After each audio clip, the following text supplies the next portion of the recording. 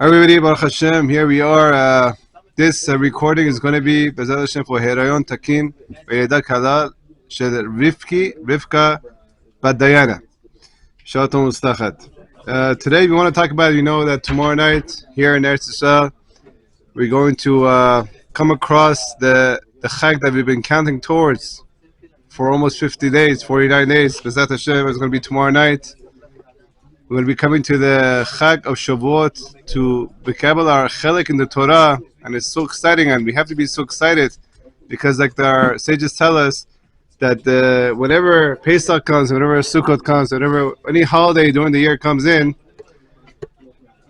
the He'ara, the excitement that was at that moment in history will come back to us. Meaning that tomorrow night we have to imagine ourselves that we're actually standing in the foot of Sinai, and Hashem is talking to us and accepting upon ourselves Malchut Shamayim and also the Torah Kedosha. Baruch Rosenblum in his last week's Parasha spoke about Bamidbar. Why does the Parashat Bamidbar always comes out before Shavuot? Bamidbar, we know that is a new sefer, and the Parashat Bamidbar, most of it talks about the counting. A big part of it talks about the counting of the Jewish people. Why does Hashem want us to count us? We know that counting Jewish people we have to stay away from because it brings Ayin Hara on the person, what have you. But over here there's a special command that Hashem gives to Moshe Rabbeinu in order to count the Jewish people. Hashem needs a person to count the Jewish people. He knows all the sand that's by the sea, all the numbers of the stars in the sky. He doesn't need a human being to count us. But it's not for him to know. He knows everything. It's for us to know that how much chashivut, how much importance we have in front of HaKadosh Baruch Hu. Example is given to the sages. Our sages tell us that when somebody has a lot of diamonds, rare diamonds, although he knows how many he has in his, where he puts them away in the safe, once in a while he takes them out and he looks at every single one and looks at him so beautiful, each one by one, looks at him, put it back. That is our relationship with HaKadosh Baruch Hu. And that's why it's so important for him, and it's so important for us to know that we're not just another Joe in the streets. We're going to say that this is Zman Matan Toratenu. That's the time that HaKadosh Baruch Hu gave us our Torah. And once He gave us the Torah, we became an Am Segula. We became a cherished nation for HaKadosh Baruch Hu. Meaning that we can't act like any common person in the street anymore. A few weeks ago, we had the crowning of King Charles in England. And we know that none of this should concern us because us as Jewish people, we have to sit down and learn Torah. Who's becoming a king, not becoming a king, it doesn't really concern us. But our sages do tell us that when it comes to the crowning of the Melech of the Goyim, the king of the non-Jewish, you have to go and see what's going on over there. So that when Mashiach comes, you realize what kind of difference it's going to be. That it's not a drop in a bucket what's going to be the honor that Hashem is going to give us when Mashiach comes.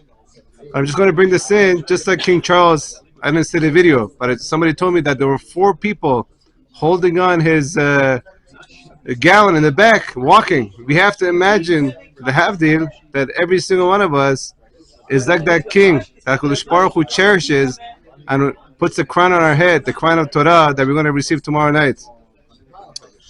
Example is giving the story that how we could describe what we just said, how much important we are in front of HaKadosh Baruch Hu.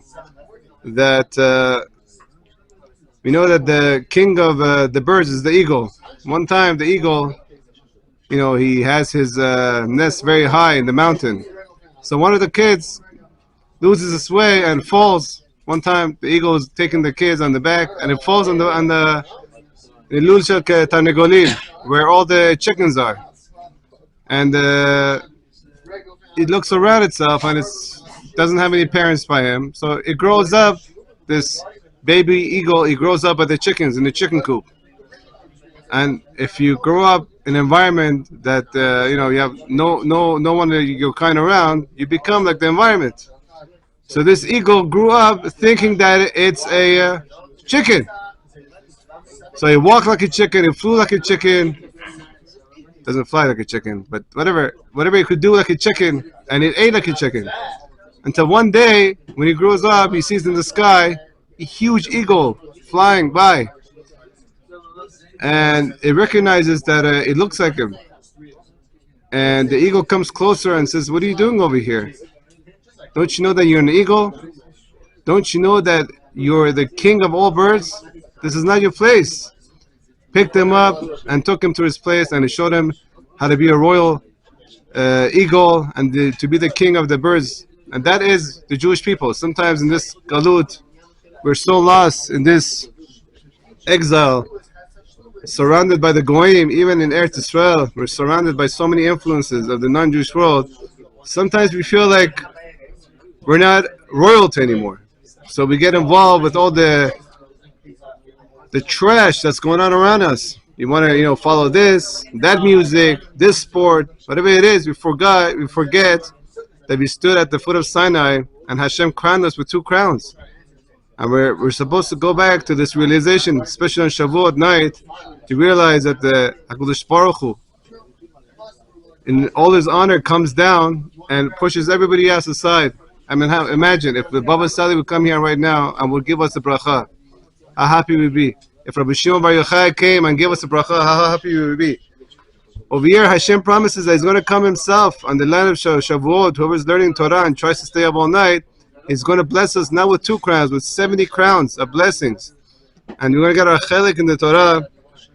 And we have to recognize again that we're not just another Joe in the street. Like Rabbi Yosef says, if it was not for the Torah, that the day the Torah was given, I'll be just another Joe working in the shuk. Although today there are a lot of Jewish people that are working, but they have to realize that even at work, that deep down their royalty and the Father in heaven is the King. And we have to realize that and get back to that. Moving on, you want to talk about also how important it is that a few days ago, we all know that we did the tefillah of Shalah Kadosh. Shalah Kadosh, we know that he said that it's good to say it on Erev Rosh Chodesh, but it's also good to say every single day. And it's focusing on our kids, on the kids that we brought into this world that Hashem has given us in His infinite chesed. And those who don't have yet, they should have. And those who have, they should have many more.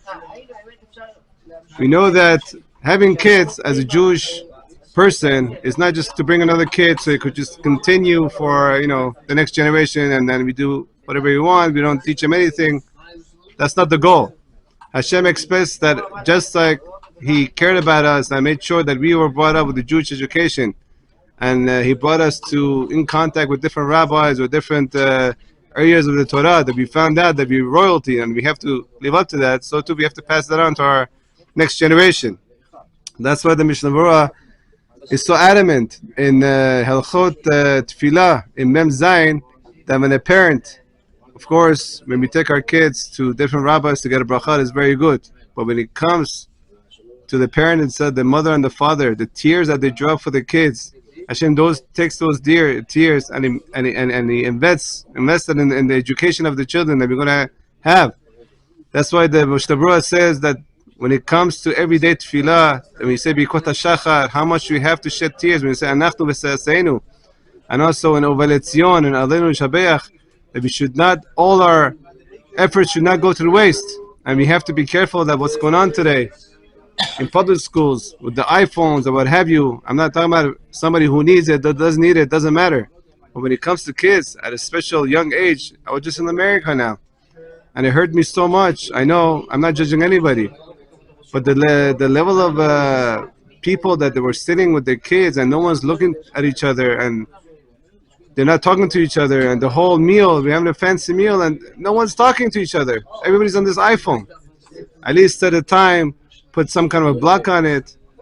When we praying so hard for our kids to go in the right direction, we have to teach them when they're young to go in that direction. We'll finish up with this story, that how much we have to realize the Torah, that we're so special that Hashem gave us this Kili Chemda, the Torah, and how much we have to put this feeling into our children. This story I heard today, and it almost made me cry.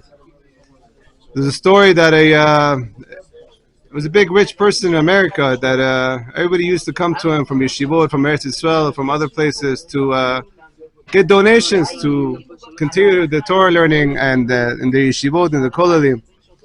And this rich person, he was very, very generous. He used to give checks to everybody, and usually he gave $18 checks to everybody. But one time, this rabbi came from Eretz Israel, and he came to get they told him to go to this rich person. He's very generous to people who learn Torah. He cherishes them, and he came, and as usual, he gave a check for $18 to this person, this rabbi. So the rabbi said, I appreciate that you give me a check. You're very generous, and $18. But you should know that I'm coming from a yeshiva. I have 300 students, and I have boarding rooms, and we give them like meals. And if you could do a little, so when the rich person hears this, he takes his checkbook and writes a huge number, in the 5-digit number on the check, and it surprises even the rabbi. So he thanks him. He goes home. Next year he comes back again to do his annual trip. He comes back to the rabbi again. The rabbi comes to the rich person, and the rich person doesn't remember because he sees so many people. Again, the rabbi reminds him about his yeshiva, and again he writes him a huge check. And again, the third year also he comes and does the same thing. This rabbi, he said that he had so much appreciation for this rich person who was giving him so much. He asked him, can I just ask you a question? Why are you so good to me, and why you go out of your way to give me this huge check? He said, let me tell you a story. When I was a kid, his father passed away when he was very young. And his mother in Vilna sent him to the yeshiva. Because she said, at least go and learn some Torah and get some Torah in your blood. So, of course, he was used to good meals and what have you. So he goes on the train, he listens to the mother, goes to the Vilna, goes to the yeshiva, and obviously he's very hungry. We're talking about pre-World War II over there. That in Vilna, things were not so on the same level of in America. So the kid goes there, after a few hours, he settles in, he goes, registers, what have you, and he's waiting to go to the room where they eat the dinner. And he asks one of the students over there, where's dinner? Is dinner being served anytime soon? So the student looked at him and was like, over here, there's no dinner. This yeshiva doesn't serve dinner. So he says, what do you do with food? He said, food, you just, all the people that live in Vilna, the Jewish people, they volunteer and they take a kid in every day for a different meal. You have to go to the mashgiach of the yeshiva. He checks the list and he tells you where to go. So he goes to the mashgiach. The mashgiach says, look, I have one person left for you. This person is an almana, is a widow, and she has 6 kids. You could go and buy her and eat tonight, but make sure you don't take a drop more than she gives you, because every drop that she gives you, she's taken out of her blood and out of her savings. So this kid starts crying to himself. He's like, what's going on over here? I came from a very rich family. My mother sent me here to learn Torah. I'm used to like steaks and what have you, whatever it is. And now I have to go, and on top of that, I have to go to a widow's house and take the food that she barely has for herself. He decided that he's leaving the yeshiva tomorrow, but it was nightfall already. Might as well go and eat dinner. He's very hungry. Going back and forth, doesn't know what to do. And then he goes, finds the house, knocks on the door. The door is about to drop off. One of the kids opens the door, and he starts screaming, oh, Ima! He is a Talmid Chacham from the yeshiva. He's a Torah scholar from the yeshiva. Now he himself, he knew that he wasn't a Torah scholar. He was nothing close. He was just an average student. So he wanted to run away, but all the kids came, and the mother said, oh, please bring the Talmid Chacham inside. Bring the Talmid Chacham inside. The kids dragged him inside. He goes, and he's so ashamed, doesn't know what to do, what to say. He goes to the living room, to the dining room, and sees a table set out. And there are 6 plates. All plates have food on it except for one. The 7th plate is empty. So again, he wants to start crying, doesn't know what to do. Until he hears the almana, the widow, is telling the kids, oh, kinderlight, little children, how many plates on the table have food? They all say 6. Says, so what are we going to do with the 7th one? So everybody jumps up with joy and says, I'm going to give him my melafafon, I'm going to give him my cucumber, I'm going to give him a piece of tomato, I'm going to give him a piece of meat, I'm going to give him a piece of chicken. And they all came and they put a piece of whatever they had, sharing, and he started just crying inside himself. He didn't know what to do. He was beside himself. how this widow is going out of her way. She herself is not eating anything, and the 6 kids are giving from their own food. But that's not the end of it. After all, though, you all came and said, "How was the food? Did you enjoy my piece more? Did you enjoy my piece more?" So he ate, and then he was about to leave, and then the almana came and said to the children, "Please, please, he's about to leave. What do we say? What do we say to the kid? What do we say to this Talmid Chacham?"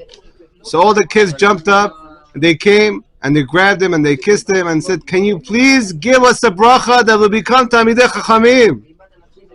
And then he just couldn't hold himself back anymore. He started crying, and they started crying, and he thanked everybody, and he thanked the almana, and he said for sure he's not going back to his house. He's staying in the yeshiva. If this is what Torah means to a widow and her 6 orphan kids, that this is what they care about, that they share all their food with him, and he's not even a Talmid Chacham yet, and they want a bracha for him to become a Talmid Chacham. It's like, oh, how beautiful our nation is, how much they care about the Torah. So he decided to sit down and learn, and he was there for a year, but unfortunately the war broke out, and he had to fly. He had to go take the train back home, and he, Baruch Hashem, somehow made it to America. And in America, you know that in those days it was very hard, so he had to start a business little by little, and he became a multimillionaire. But he never forgot this widow and the 6 orphans, how much they love the Torah, they put in the heart. And he says that even though if I didn't become a Talmid Chacham, but I'm going to care about these Talmidei Chachamim that come, and you coming from the yeshiva, that you want to give room and board to the Bachurim. It reminded me of that story. We see from this that how much we have to care and we have to cry for our children and for ourselves to have our chelik, to have our portion in the Torah. And what better day to do it than tomorrow night, Bezat Hashem Shavuot, when we come to Zeman Matan Toratenu, to cry and to accept the Torah, that we should have a great year of Ruchaniut, not just this year, every single year, and we should make our Father in heaven happy, and to prove to him that we're royalty, and we're going to be staying to our obligations to keep the Torah like it is. Chag Sameach.